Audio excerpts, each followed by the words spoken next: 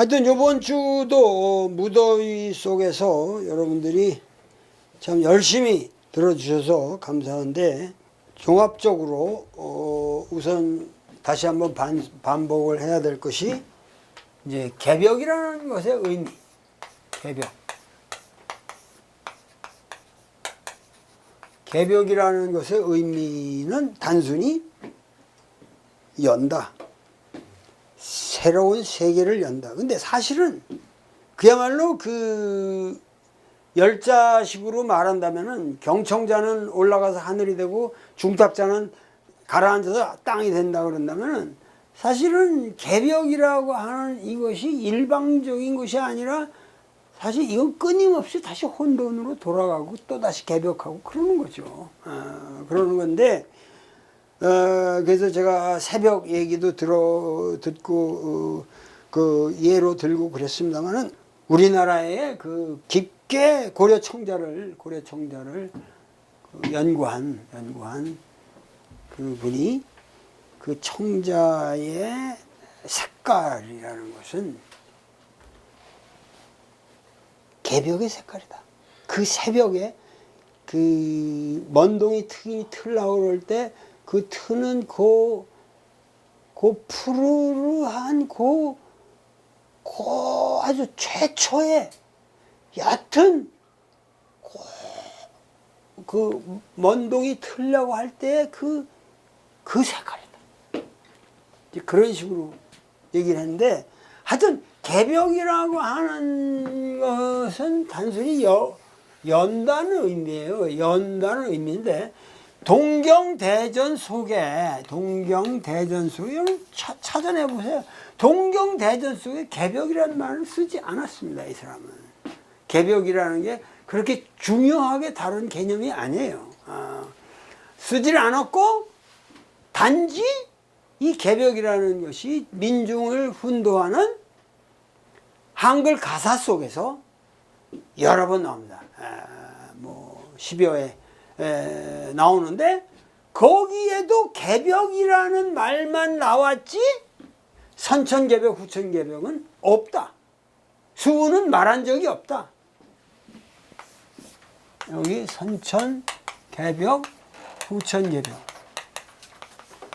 근데 다시 한번 말씀드리면은 선천개벽, 후천개벽이라는 말은 순이 쓴 적도 없기 때문에, 쓴 적도 없을 뿐만 아니라 순에게는 이런 개념적 사고가 없다. 그 도식도 존재하지 않는다. 단지 용담유사의 한글로서 이것을 다시 개벽이라는 거예요. 그렇게 되면은 이게 굉장히 좋은 말이죠. 이게 왜냐면은 개벽이라는 거는 천지가 개벽된 이래로 인간세의 문명이 여기까지 왔는데, 그 인간세의 문명이 지금 진짜 우리가 읽을 건데, 그 인간세의 문명이 아주 긍정적으로 좋은 덕성을 인간들에게 가르치면서 우리가 이 문화를 이루어 왔다 이거예요. 그런데 최근에 와가지고 이놈들이 다 각자 위심하고, 뭐 불고천명인가? 또 무슨 또 있잖아. 불순천리하고, 그지? 불순천리하고 불고천명하고 뭐 이런 얘기들을 막 해요. 그러니까 천리를 따르지도 않고 천명을 돌아볼 생각도 안 하고 천명비 위성이라고 그랬잖아요. 그러니까 자기 본성을 그르치는 일들만 하고 각자 위성. 결국 모든 사람들이 공동의 선이 사라진 거지. 각자 자기 마음만 삼는다. 나만 편하면 된다. 나만 살면 된다. 저도 말했죠. 그야말로 각자 위심한다면은 그저 그냥 다리 뻗고 집안에서 적당히 정릉골이나 올라가고 이러면서 살지. 애타게 이렇게 우리가 강의도 하고, 그러는 것. 이게 뭐냐면 하나의 우리가 공동체 윤리를 만들어가기 위한 거잖아요. 그 백락정 선생님이 이게 쓰신 책 중에 최근에 쓰신 책 중에 한국어 제목이 뭐 한국어에 그거에 쓰신 게 있거든. 거기서 한국어를 공동 영역이라고 그랬던가 하여튼 이 커먼스라고 해서 그런 표현을 쓰셨는데 우리가 이 한국말도 지금 내가 여기서 이걸 강의하는 것 자체가 한국말을 제대로 지금 우리가 이 한국말이라는 걸 언어를 이건 끊임없이 이것도 변해가는 거예요. 즉 한국말이라는 것도 그러니까 우리가 기여를 해서 모든 사람이 공동 영역을 만들어가고 있는 거거든. 이 한국말이라는 것도 거기에 우리가 어떤 기여를 해야 돼. 그러니까 이 지금 신문이나 이렇게 가짜 뉴스 막 만들고 그냥 뭐 신문에다 마음대로 남발하면서 뭐 떠들고 자기 멋대로 떠들고 이렇게 되면은 윤리가 파산되고 이 공동 영역이 무너지는 거라는 거죠. 그런 주제로 쓰신 뭐 책이 있어요. 한국어 제목이 이제 생각 안 나는데. 그러니까는 이렇게 각자 위심하고 불고천명하고 불순천리하는 이런 세상이 왔기 때문에 다시 개벽해야 된다 라는 것은 너무도 상식적인 역사관이잖아요. 그러니까 이 개벽의 선천개벽세가 이게 아주 음색이고 잘못된 이게 아주 악의 세계고 그래서 다시 후천개벽을 해야 된다는 게 아니잖아요. 그러니까 도식화, 역사를 단계적 도식화하는 게 없다는 거죠. 지금 막시즘의 문제가 뭐예요? 역사 발전 단계론이라니까. 반드시 노예제 사회가 있고 그 다음에 봉건 사회가 있고 봉건 사회 지나가면 반드시 근대사회 자본주의 맹하거든. 그 다음에 공산사회로 가고 이런 단계로서 필연적으로 간다. 이거 개똥 같은 얘기 아니에요. 개똥 같은 얘기. 이것도 한동안 다 미쳐가지고 이런 개똥 같은 막스 이론을 가지고 동양 역사고 우리 역사 당군 이래 모든 걸 갖다 거기다 꿰 맞추니 그런 미친놈들이 있어요. 그러면서 진보의식이라고 얘기하고 앉았으니 그 진보라는 게 후퇴의식이라니까. 후퇴의식. 무슨 진보야 이게. 그러니까는 제대로 된 역사를 보지 못하는 거죠. 도식화돼서 멀쩡해도 조선 사회가 봉건제 단계야 지금 자본주의 단계야 이런 거 가지고 뭐 자본주의 맹아론이니 무슨 근대성이니 실학이니 이런 개도 같은 그런 걸 가지고 이게 전부 막시즘의 그릇된 영향이잖아요. 이게 선천개벽 후천개벽이라는 게 이 막시즘이라든가 이런 게 들어오기 시작하면서 동학의 언어를 왜곡해가지고 자기들의 아포칼립스를 정당하기 위하면서 대중을 홀리고 거기다가 그런 묵시록적인 환상을 심어주기 위해서 만든 건데 환장하고 뭐냐면 전부 20세기 종교들이 천도교부터 시작해가지고 전체가 뭐냐면 수은 사상을 갖다가 선천개벽 후천개벽은 수은 선생이 말씀하신 거다. 우리는 거기서부터 근원한다. 원불교, 증산교 전부 이렇습니다. 이게 잘못된 거예요.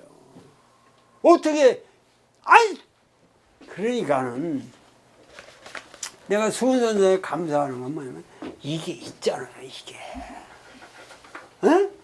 이게 있잖아요. 이게 수은 선생이 회원한테 너 이거는 반드시 이대로 출판해야 된다. 이게 얼마나 대단한 사건입니까 이게.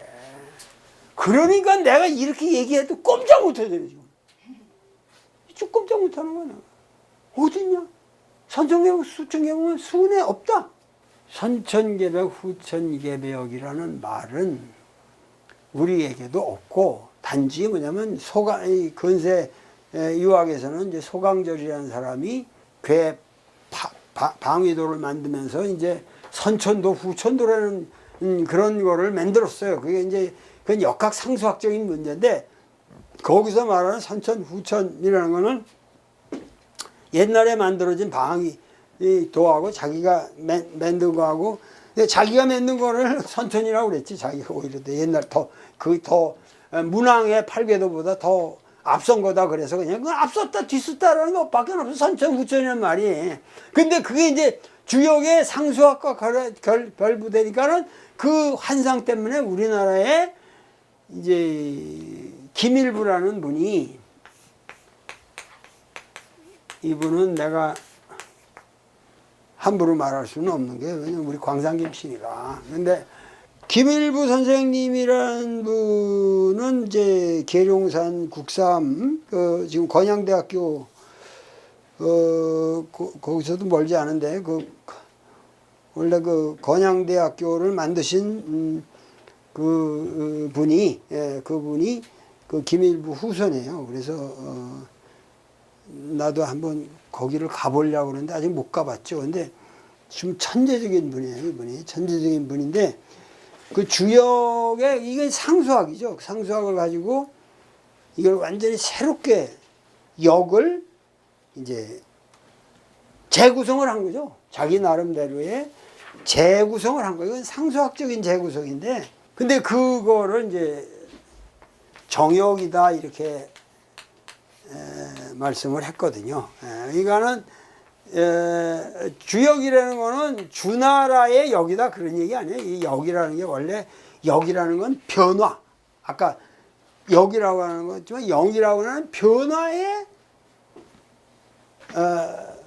우주 삼라만상의 변화의 논리란 말이에요. 그러니까 그 역이 있는데 그 역을 주나라에서 만든 것이 이제 주역이다 이러는데 정역이라는 거는 요게 체제가 좀 문제가 있다 이거지. 이 정이라는 말은 항상 바르다는 건 바르지 않다라는 걸 전제로 하잖아요. 그래서 자기가 생각하는 어떤 자기 나름대로의 바른 역을 다시 만든 거지. 상수학적으로 구성을 한 거예요. 그래가지고 그거를 이게 진짜 역이다.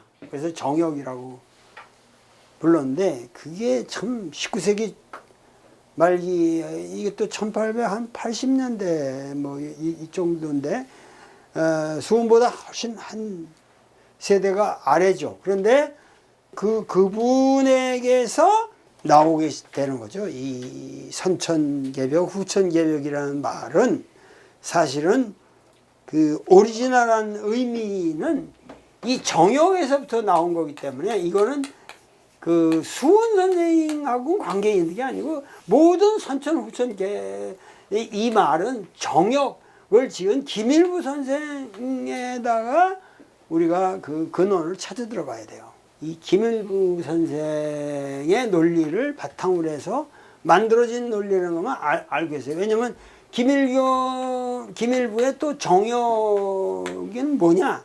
이게 들어가면 뭐 복잡합니다. 그거는 지금 지구가 삐뚤어져 있잖아요. 근데 이게 반드시 쓸 때가 온다는 거예요. 그러니까 여기에 따라서 또 계산이 달라져야 되고 그건 복잡해요. 그렇게 되면은 사실은 정역이 아니라 지금 이게 삐뚤어져 있기 때문에 얼마나 아름다운 건데 이걸 또 반듯하게 만들어 놓으면 세상이 어떻게 되겠어요. 근데 그런 식으로 해서 아포칼립스, 강렬한 아포칼립스를 만드는 거죠. 지축 자체가 막, 전 세계가 지금 지금 안데스 산맥이 지금 문제가 아니지. 지금 싸그리 그냥 다 붕괴가 될 텐데. 그러나 그 논리가 있으니까 그게 하나의 상징적 표현인데 이게 뭐냐면 종교라는 건 뭐냐면 구라를 얼마나 거대하게 치냐. 에?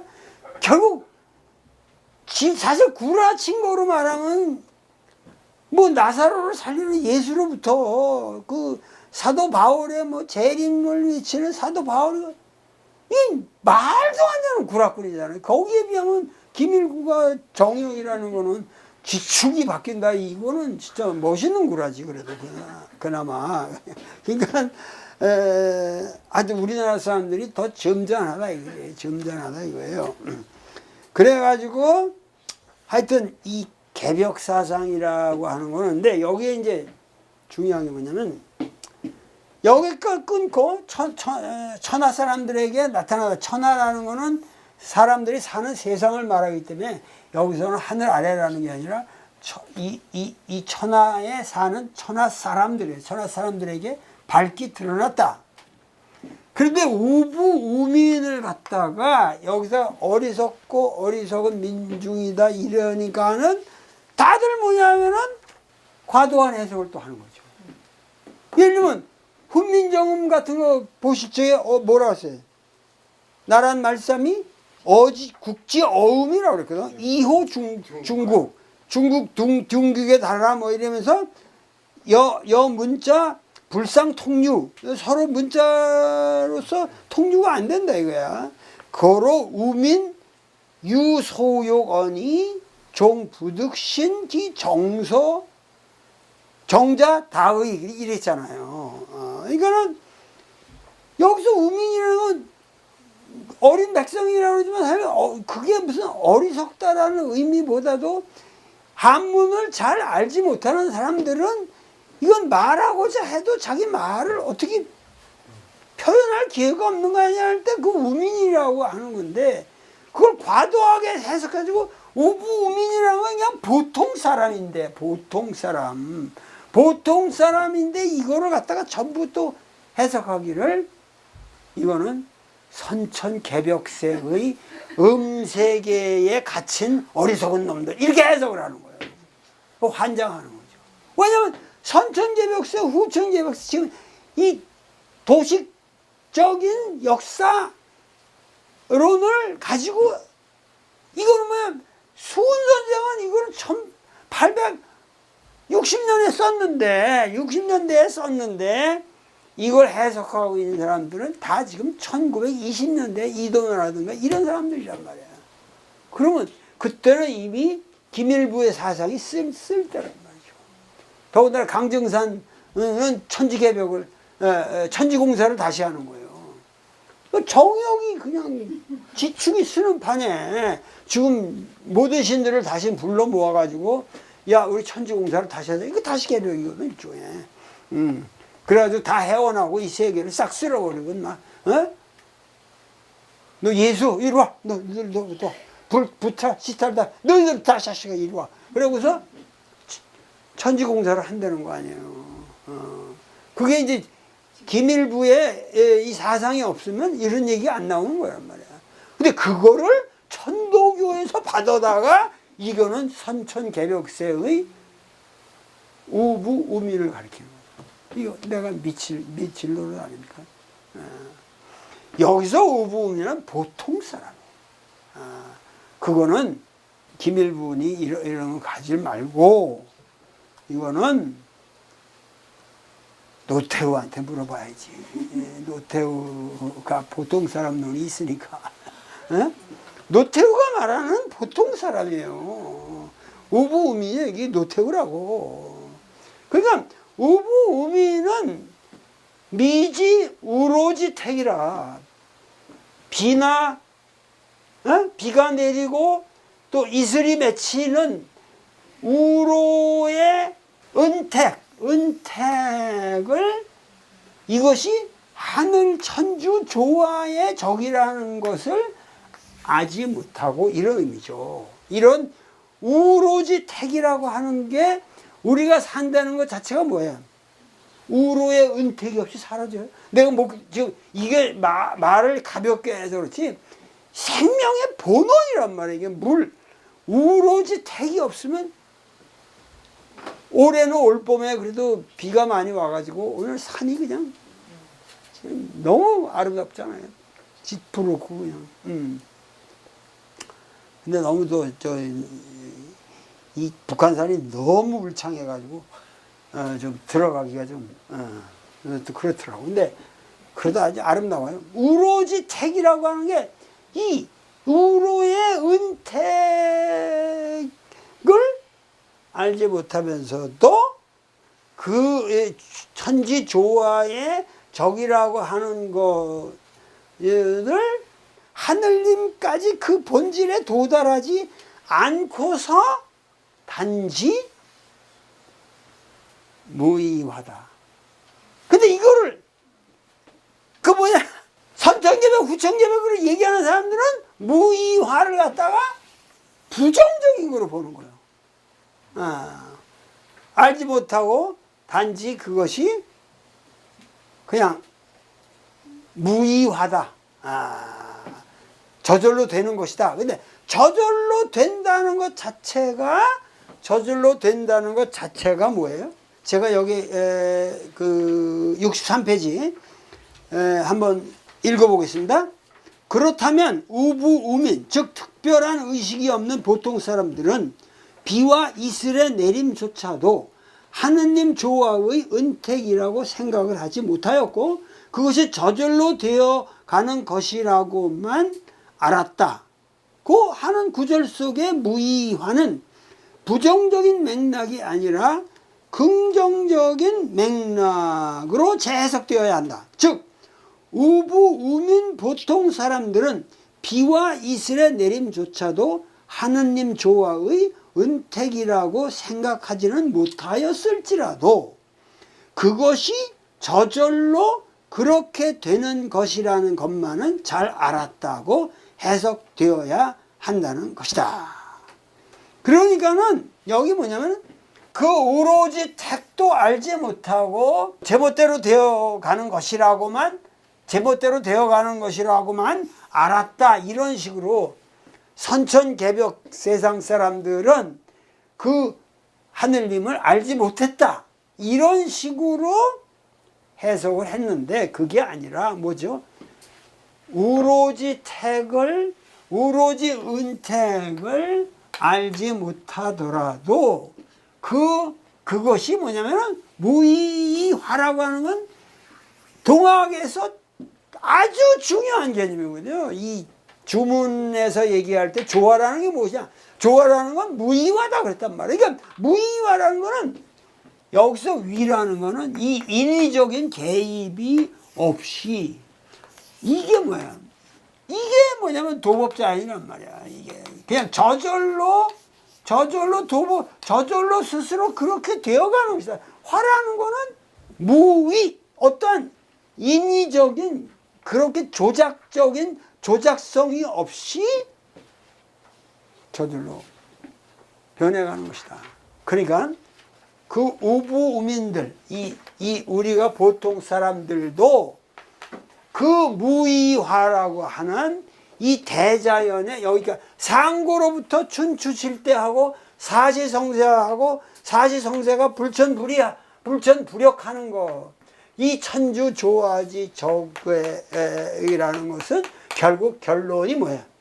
그 결론을 규정을 한 거 아니야? 그거는 무의화다. 그것은 우리가 조작적으로 인위적으로 이렇게 만들어지는 게 아니라 저절로 되어가고 있는 것이다. 그러니까는 벌써 이 한 구절에서 수는 동경대전의 전체 주제를 다 말해버린 거예요. 뭐냐면은 여기가 뭐냐면 이 무의화라는 거야말로 뭐예요? 그야말로 이것이야말로 우리에게 경외의 대상이 되는 도법자연의 스스로 그러한 우리 인간의 언어를 뛰어넘는 무의화예요. 그러니까는 이거를 하나님이 조작한다. 이런 천주시리가 이게 개똥이다. 벌써 여기서 한 방 치고 들어가는 거예요. 바로 첫 구절부터 이 천주시리의 서야 서방 사상은 저기 전부 뭐예요? 무의화가 아니라 뭐예요? 위화지, 위화. 조작적으로 이 세계를 관장하면서 변화시키고 있다. 그게 아니라는 거죠. 그러니까 이 세계는 무의화다. 그 무의화 속에서도 뭐죠? 개벽의 질서를 유지하고 있는 게 거기에 위대성이 있는 거죠. 그게 바로 천주의 조화다.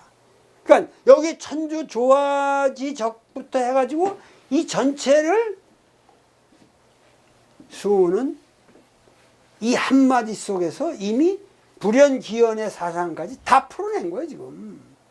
근데 이게 그래서 제일 첫머리에 와 있는데 이 첫머리의 사상을 사람들이 정확하게 이해를 못하고 후대의 무슨 선천개벽, 후천개벽이니 음색이 양색이니 이런 터무니없는 소리를 해가면서 이거를 왜곡하고 있다는 거죠. 그게 답답하지 않을 수 있겠냐. 여기서 우리가 문헌은 그 문헌으로서 정확하게 해석돼야 되고 여기에 대해서 전문가들의 해설이 먼저 선행해야 된다는 거죠. 신앙이라든가 내 수인 선생을 존경해서 돌돌돌 아니 나보다 난 외지도 못하지만 이거 돌돌돌 외는 사람은 우리나라에 뭐 수만 명 있어요 지금도. 근데 그 한문이라는 게 돌돌돌 외는 사람들일수록 못해요. 몰라 뜻을. 한문이라는 게 그래요. 너도 돌돌돌 다 외는 사람들이 오히려 뜻을 몰라. 오히려 나같이 그냥 물어보면 좀 집에 가서 조사해가지고 가르쳐 드리겠습니다. 그리고 와서 다 예습복습 해가지고 와서 정확한 문헌을 가지고 말씀. 그저께 내가 저 안양을 갔는데 저기 때문에 그 안양시장이 딱 이걸 쓰면서 물어보더라고. 시장이 이렇게 호경호자지? 최대호 시장이 불이야 하고 불능이 하고 그냥 이거 확 후려가지고 멋지게 쓰고 이게 무슨 뜻입니까? 그런 거야. 공자님이 말씀하셨는데 이걸 아무도 정확하게 못 보는. 이거 노노에는 내가 그때는 내 맹자를 생각 못해서 노노에는 없는 구절인데요. 내가 그래 당 나왔을 때 이건 노노에는 없는데 정도면 그래도 실력이 괜찮은 거란 말이에요. 노노에는 없는 건데요. 그랬더니 글쎄 그게 뭐 뜻을 말하면 이러는데 그 맥락을 알아야 내가 말씀을 드리지. 집에 가서 조사해보고서 그럼 와보니까 맹자에 있더라고 이게. 그 맹자가 말하는 이상적인 정치라고 하는 것은 왕도의 정치는 다 이 새끼들이 이 왕 같은 놈들이 다 하지 않고 있는 거지 못하는 게 아니라는 거예요. 못할 수 있는 게 아니라는 거예요. 그 불능이 아니라는 거예요. 불능이 아니라 하지 않는 거다. 자식들 이 야단치는 거거든요. 근데 그걸 나한테 물어본다는 게 훌륭하더라고. 알고 보니까는 경주최 씨 자기도 최진립 후손이라는 거야. 그래서 그 동학에 안양시청에서 좀 이제 동학에 대한 이 뭐를 좀 공헌을 하셔야 되죠. 훌륭하시더라고. 그래서 내가 정중하게 내 맹자 보내드리고 그랬더니 또 정중하게 또 답신이 왔어요.